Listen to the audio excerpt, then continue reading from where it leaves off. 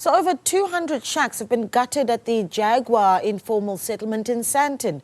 No injuries or deaths were reported in yesterday's inferno. With Zola, Sholwana has the details. Joburg EMS responded to a fire that engulfed homes at Jaguar informal settlement on the corner of Peter Place and Winnie Mandela Drive on Monday afternoon. They say they found multiple shacks ablaze and immediately started to extinguish the fire. Over 200 people have been left homeless. No injuries were sustained during this fire incident. The cause of the incident is undetermined. One of the survivors relives the moment of the blaze. And then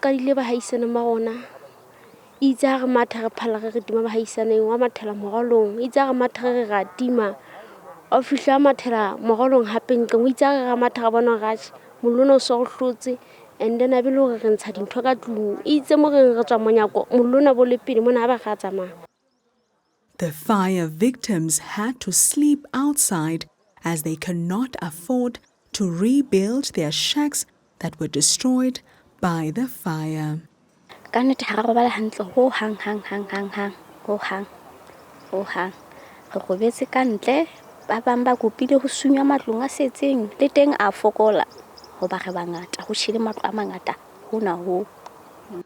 Some have already started digging and hammering planks into the ground, trying to rebuild their homes.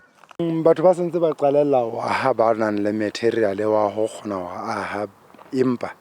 Bas nangona ki hona ba tla tsumana le material o ba ahe wana mokgwa wa ha ge sebedisa di only board fela.